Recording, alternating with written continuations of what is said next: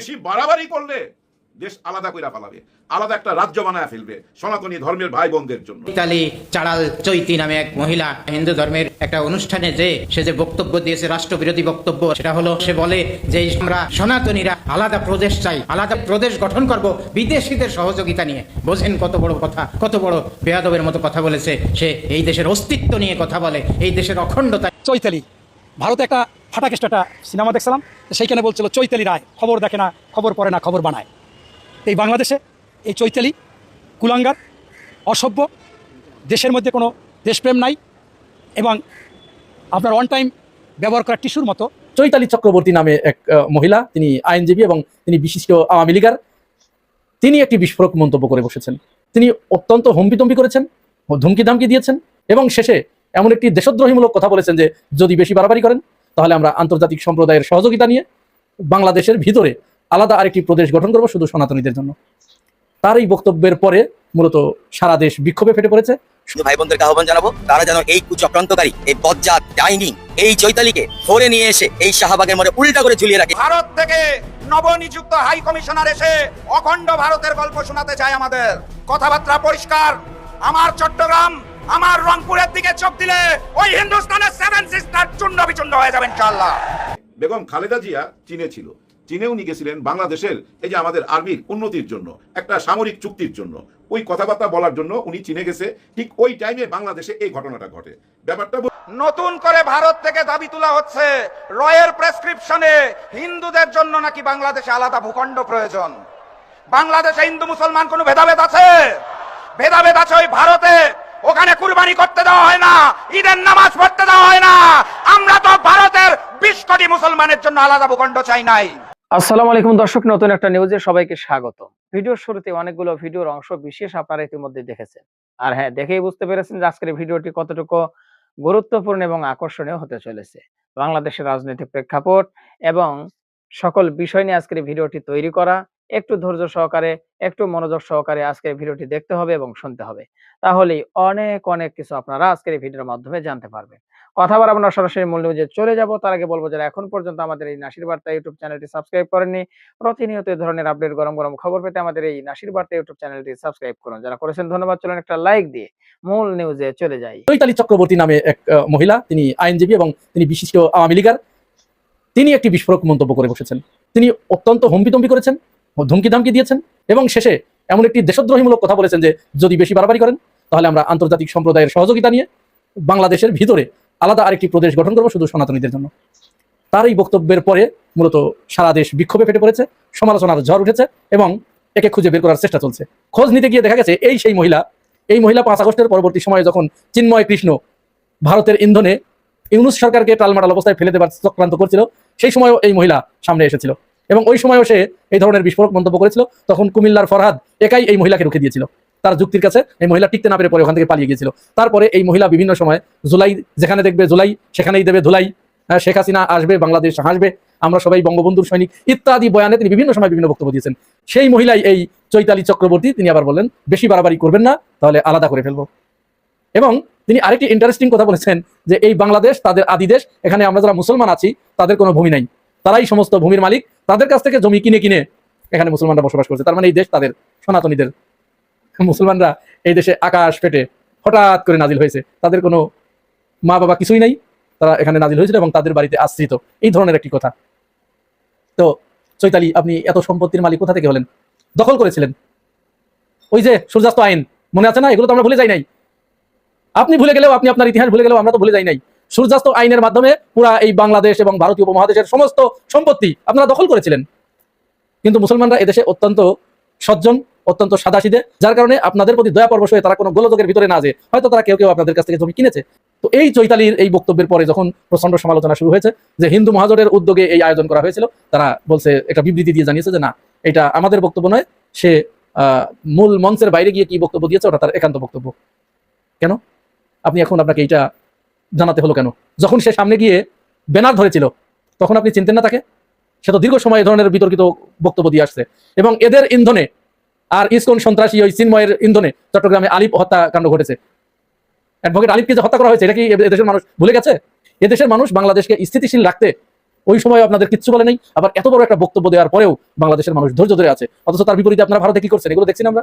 প্রতিনিয়ত সেখানে মুসলমানদের উপরে যেভাবে অত্যাচার করা হচ্ছে, যেভাবে নির্যাতন করা হচ্ছে, যেভাবে তাদের বাড়িঘর পুড়িয়ে দেওয়া হচ্ছে, শুভেন্দুর মতো সন্ত্রাসী সে এখানে ক্ষমতায় আসার সাথে সাথে মুসলমানদের বাড়িঘরে হামলা করা হয়েছে, তাদের বাড়িঘর আগুন দিয়ে পুড়িয়ে দেওয়া হয়েছে, প্রকাশ্যে ধর্ষণ করা হচ্ছে মুসলিম মা বোনদের, তাদের বাড়ি থেকে বের করে দেওয়া হচ্ছে, উচ্ছেদ করা হচ্ছে, পুশিন করা হচ্ছে, জোর করে ইতিপূর্বে 5,000 জনকে পুশিন করা হয়েছে, তাদের মসজিদগুলো বন্ধ করে দেওয়া হচ্ছে, মাইকে আজান দেওয়া নিষিদ্ধ করা হচ্ছে, তাদের ধর্মীয় উৎসব পালন করতে বাধা দেওয়া হচ্ছে, কুরবানি উৎসব পর্যন্ত এবার করতে পারে নাই, সেখানে যে গরু বিক্রি করতে না পেরে হিন্দুরা কোন ধরনের বিপদের সম্মুখীন হয়েছিল সেটা সবারই জানা। এগুলোকে আমরা ভুলে গেছি। এর প্রতিবাদে বাংলাদেশের মানুষ কি আপনাদের কোনোদিন এই ব্যাপারে জিজ্ঞাসা করেছে? এই যে এখানকার মানুষ আপনাদের সাথে এরকম সৌজন্যমূলক আচরণ করছে, এটাকে কি আপনি দুর্বলতা ভাবছেন? আপনার খুঁটি যে ওই পারে সেটা এদেশের সাধারণ হিন্দুরাও জানে, তারাও এখন মুখ খুলতে শুরু করেছে যে আপনি তো এখানে একটা গোলযোগ বাঁধিয়ে দিয়ে আপনি আপনার আসল জায়গায় চলে যাবেন, এখানে থাকবে তো সাধারণ হিন্দুরা, আমরা যারা একত্রে মিলেমিশে দীর্ঘদিন ধরে এখানে বসবাস করছি।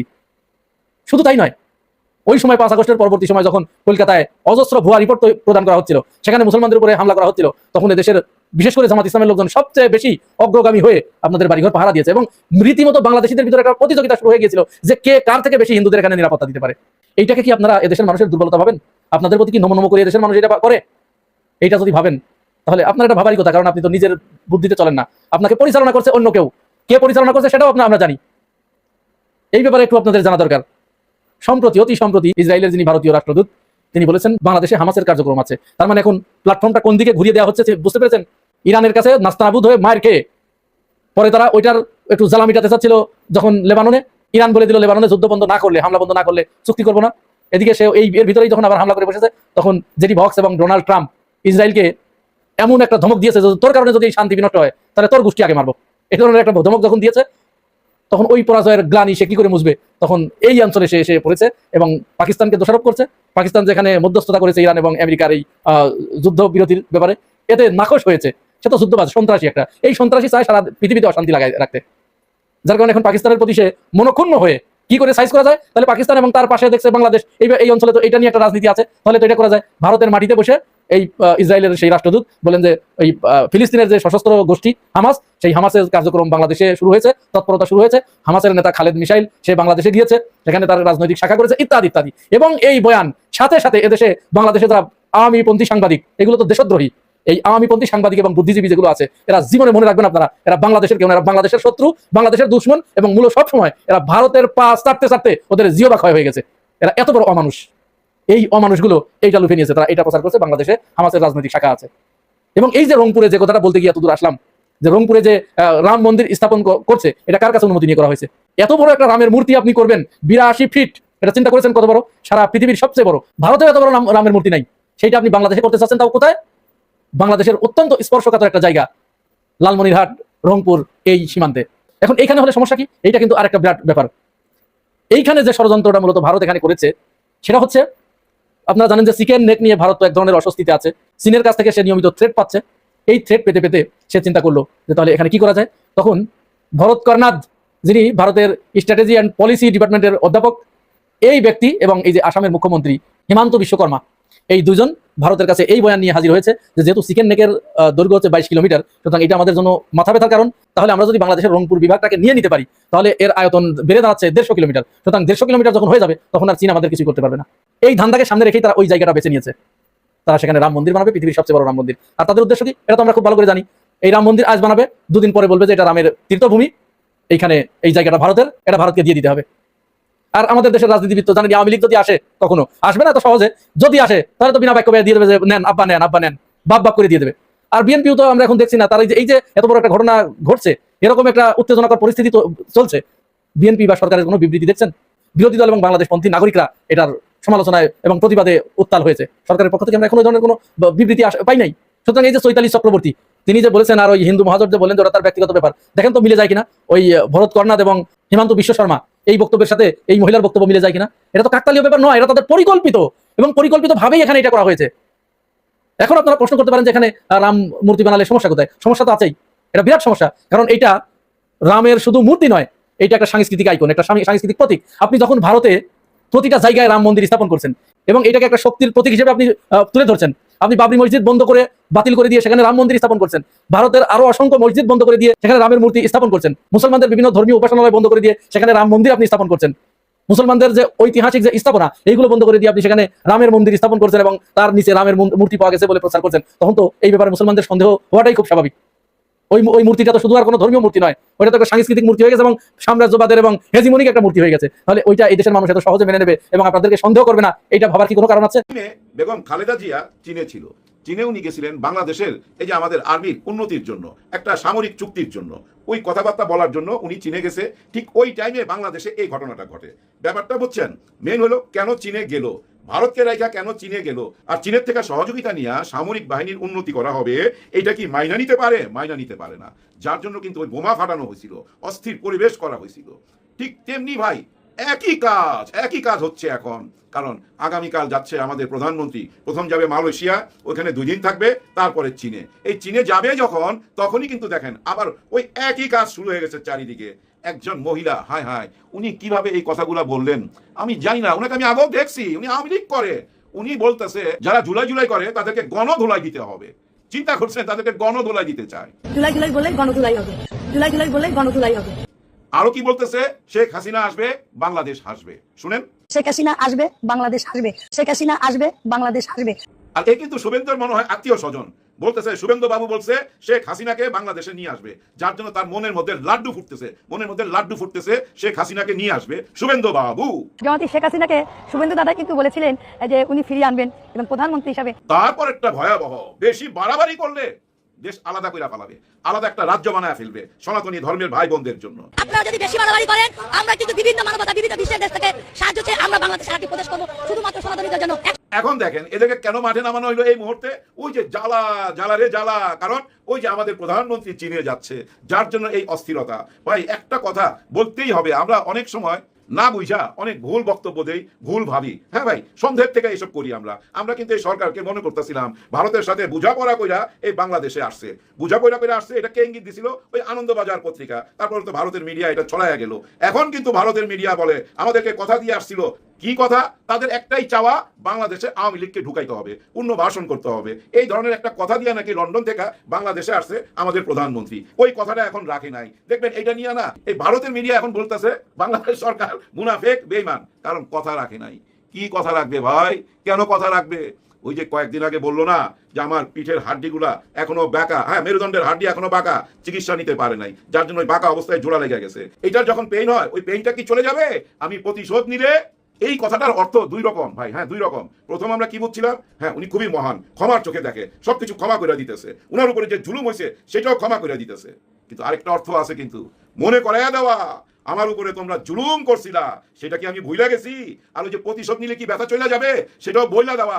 আমার ব্যথা হয়, এখনো ব্যথা হয়, ওই ব্যথার কথা মনে করাইয়া দেওয়া। হ্যাঁ মনে করাই দিছে। ভাই ব্রাদার, কেন মনে করাই দিবে না?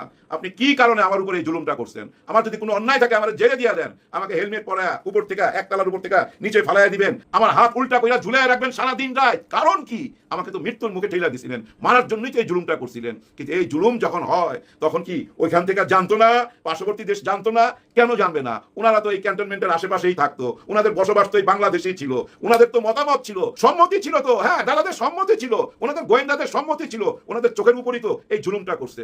এটা কি ভুলা যাওয়া যায়? আর সবচেয়ে বড় কথা, কোন সন্তান তার মায়ের উপরে যে জুলুম হয়েছে সেটা ভুলতে পারে না, ক্ষমাও করতে পারে না। প্রতিশোধ তো নিতেই হবে। মাত্র 2.5 কোটি টাকার একটা মামলায় অন্ধকার কারাগারে আমার মাকে আপনারা দিন রাত 24 ঘন্টা ফেলে রাখছেন বিনা চিকিৎসায়, চিকিৎসা নিতে দেন নাই। শুধু কি এইটুকুই না, এই মহান সংসদে আপনারা দাঁড়ায়া আমার মার চরিত্র হনন করছেন। মনে আছে উকিল, ওই যে অপু উকিল কি কথাবার্তাগুলো বলছিল, শেখ হাসিনা কি কথাবার্তাগুলো বলতো ওই সংসদে দাঁড়ায়া, সেটাকে আমি ভুলা যেতে পারি? আমার মার চরিত্র হনন করবেন, আমি সন্তান হয়ে সেটা ভুলা যাবো? নিশ্চয়ই না। রক্ত মাংসের মানুষ তো ভাই, চিমটি দিলে আমরা যেমন ব্যথা পাই, প্রধানমন্ত্রীও ঠিক তেমনি ব্যথা পায়। ওনার ওই ব্যথাটা উনি ভুলে নাই, ভুলতে পারে না, যার জন্য ওই মিল বন্ধনটা হয় নাই। আমার দলের কর্মীদের উপরে যে জুলুম করা হয়েছে, এটাকে আমি লন্ডন থেকে দেখি নাই? লক্ষ লক্ষ মামলা, কেউ ঘরে ঘুমাইতে পারতো না, মার কাছে যাইতে পারতো না, বোর কাছে যাইতে পারতো না, মাঠে ঘাটে ঘুমাইতো, এক জেলার মানুষ আরেক জেলায় যায় লুকায় থাকতো। এটা কি শুধু আওয়ামী লীগই করছে? আওয়ামী লীগের সাথে আপনারা ছিলেন না? আপনাদের গোয়েন্দা বাহিনী ছিল না? সবই তো ছিল। এটাকে আমি ভুলতে পারি? ভুলতে পারি না, যার জন্য মিল বন্ধন হয় নাই। আর ওইখান থেকেই এই ষড়যন্ত্র চলতেছে, এই যে ষড়যন্ত্র এখন চলতেছে, এই যে গোবিন্দগঞ্জে এই শিব মূর্তি নিয়ে যে কথাবার্তাগুলো বর্তমানে চলতেছে, এই যে রাতের বেলায় বসার মিছিল ভাই করতেছে, ভাই ব্রাদার আপনাদেরকেই বলি, আপনারা বলেন তো কি এমন জুলুম করলো করলো সনাতনী ভাই বোনদের উপরে, তার উপরে কে জুলুম করলো, এটাই তো খুঁজে পাইতেছি না। আমরা শুধু না ভাই, হিন্দু ভাই বোনেরাও কিন্তু এটার কারণ খুঁজে পাইতেছে না। এই চৈতালি বা অমুক তমুক কেন এই আক্রমণটা করতেছে, কেন ওনারা এই দেশের ভিতরে আরেকটা স্বাধীন দেশ চাচ্ছে, কি এমন জুলুম করলো ওনাদের উপর বলেন তো? কেউ বলতে পারবেন? হিন্দু ভাই বোনরাও বলতে পারতেছে না। বলতে না পারুক, কিন্তু আপনারা চুপ থাকবেন না। হ্যাঁ, আমি হিন্দু ভাই বোনদেরকে বলতেছি, আপনারা চুপ থাকবেন না, আপনারা মুখ খোলেন। এই চৈতালিরা কিন্তু আপনাদেরকে বিপদে ফেলে দিতেছে, মানুষকে যেভাবে উস্কানি দিতেছে, আপনারা নিশ্চয়ই বুঝতে পারতেছেন যে এদের উস্কানির কারণে যে কোনো একটা ভয়াবহ ঘটনা ঘটে যেতে পারে তো দেশে। আপনারা যেভাবে উস্কানি দিতেছেন এটা তো বুঝতে পারতেছেন। যার জন্য হিন্দু ভাই বোনদেরকে আমি বলবো, আপনারাই মুখ খোলেন। লোহায় লোহা কাটে। অন্য কেউ যদি কিছু বলতে যায়, ওনাদেরকে শাসন করতে যায়, ওনাদের মুখ বন্ধ করতে যায়, তখন অন্যরকম একটা কালার দিবে, বলবে এই যে দেখো মুসলমানরা আমাদের উপরে জুলুম করতেছে। আর আপনারাই যদি ওদেরকে থামান, সত্যটা সামনে তুলে ধরেন, তাহলে ওদের মুখে টেপ লেগে যাবে, ওরা সামনে আসতে পারবে না। একটা জিনিস খেয়াল করে দেখেন ভাই ব্রাদার, পৃথিবীর সবকিছুর উন্নতি হচ্ছে, এই পার্শ্ববর্তী দেশের যে গোয়েন্দা এদের কোনো উন্নতি হচ্ছে না। এদের খেলাধুলা কিন্তু এখন সাধারণ মানুষ বুঝা যায়, সাধারণ জনগণ, ওই যে জনগণ, সাধারণ জনগণ। আপনারা যত রকমই চেষ্টা করেন না কেন, কোনো কাজ হবে না।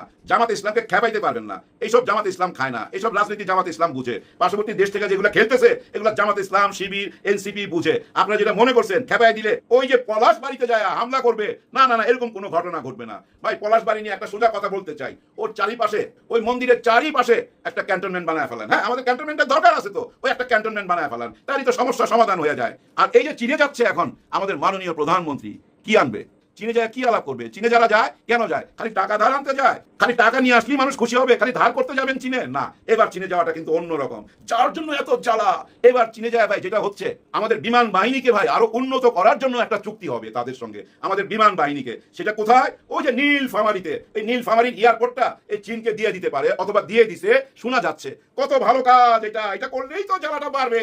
এখানেই শেষ না, আরো আছে তিস্তা প্রকল্প। এই তিস্তা প্রকল্প নিয়ে অনেক কথা শুনছি। চীন কিন্তু 2 হাত বাড়ায় দিয়ে রাখছে অনেক আগে থেকে। শেখ হাসিনাকেও অফার করছিল, কিন্তু উনি তো এই অফারটা নিতে পারে না, কারণ দাদারা মাইন্ড করবে, দাদারা ঘাড়ের চাইপা ধরবে। এখন দেখেন ওই তিস্তা প্রকল্প নিয়ে আবার কথা হচ্ছে। শুধু কি কথা বললেই হবে? চীন তো আগেই হাত বাড়ায় রাখছে, এখন শুধু আমরা যে হাতটা ধরবো, ওনাদেরকে এই দায়িত্বটা দিতে হবে। ওনারা এই দায়িত্বটা পালন করতে চায় কেন বুঝেন তো? এই তিস্তা প্রকল্প করার জন্য যখন ওনারা আসবে, এটা কি 1 মাস 2 মাসে হয়ে যাবে? না না না না, লম্বা টাইম লাগবে। এই লম্বা টাইম পর্যন্ত এই তিস্তা প্রকল্প করার সময় একটা মিনি চায়না শহরও তো ওনারা বইলা নিবে এখানে থাকার জন্য। তার মানে কাদের ঘাড়ের উপরে? একদম দাদাদের ঘাড়ের উপরে। এইটা কি দাদারা মাইনা নিতে পারে? মাইনা নিতে পারে না। যার জন্য চৈতালিরা রাস্তায় নাইমা করছে। আর শয়তান ঠিক করার ব্যাপারে এই দেশে ভাই এই মুহূর্তে আমি জোর দিয়ে বলতে পারি, এই মুহূর্তে শুধু বিএনপি না, জামাত, এনসিপি, 11 দল এবং বাংলাদেশের সাধারণ জনগণ, জনগণের সাথে সাধারণ কথাটা আছে। আমরা এই সাধারণ মানুষরা আছি। সমস্ত ষড়যন্ত্র ধুলায় মিশাই দেওয়ার জন্য আমরা সাধারণ মানুষটাই তো যথেষ্ট। কিচ্ছু না ভাই, এই লালমনির হাট চায়নার হাতে দিয়ে দেন, লালমনির হাটের এয়ারপোর্টটা চায়নার হাতে দিয়ে দেন। আর তুরস্ক থেকে অস্ত্রের প্রযুক্তি, হ্যাঁ ভাই, অস্ত্রের প্রযুক্তি, সমস্ত আধুনিক প্রযুক্তি তুরস্ক থেকে নিয়ে আসেন। আর পাকিস্তান থেকে আনতে হবে ওই যে যুদ্ধ বিমানের আধুনিক প্রযুক্তি। পাকিস্তানের কাছে আমরা অনেক টাকা পাই, 71 সালে অনেক কিছু নিয়ে চলে গেছে, অনেক হিসাব নিকাশ বাকি আছে। ওনাদের কাছে যদি বলেন আমাদের আগের হিসাবের টাকাগুলো যে পাই, ওইটা দিয়ে আমাদেরকে আধুনিক প্রযুক্তি দেওয়া হোক, যুদ্ধ বিমানের দিয়া দিবে। 2 হাত বাড়ায় রাখছে তো, দিয়া দিবে ভাই। আর কি করতে হবে? এই যে আমাদের স্কুল কলেজের 17-18 বছরের জওয়ানরা আছে, যুবকরা আছে, তাদের সবাইকে আর্মি প্রশিক্ষণ দেওয়া হোক। হ্যাঁ ভাই, শনিবার আর শুক্রবার এই 2 দিন ছুটি থাকে, সপ্তাহে 2 দিন ওনারা আমাদের ছাত্র ভাই বোনেরা আর্মির প্রশিক্ষণ নিবে। আর দরকার লাগলে ভাই আমাদের মতো এই 60 ঊর্ধ্ব যারা আছে তাদেরকেও ডাকেন ভাই, বেশি বেতন লাগবে না, খালি যাওয়া আসার খরচা দিয়েন, তাও দরকার নাই, আমাদেরকেও ট্রেনিং দেন, আমরা প্রশিক্ষণ নিতে চাই। আর্মি প্রশিক্ষণ নিয়ে রাখি না, কাজে লাগবে। এইটুক যদি করতে পারেন দেখবেন একেবারে সোজা হয়ে যাবে। এইটুক দর্শক, আশা করি পুরো ভিডিওটি দেখেছেন। এবার অবশ্যই আপনাদের মূল্যবান মতামত জানিয়ে দিন, পারলে ভিডিওটি শেয়ার করে সবাই দেখার সুযোগ করে দিন। আর আমাদের এই চ্যানেলে যদি আপনারা নতুন হন, প্রতিনিয়ত এই ধরনের আপডেট, গরম গরম খবর পেতে আমাদের চ্যানেলটি সাবস্ক্রাইব করুন। যারা ইতিমধ্যে সাবস্ক্রাইব করেছেন তাদের ধন্যবাদ জানিয়ে আজকের মতো এখানে বিদায় নিচ্ছি। দেখা হচ্ছে নতুন কোনো ভিডিওতে। সে পর্যন্ত সবাই ভালো থাকবেন, সুস্থ থাকবেন। আল্লাহ হাফেজ।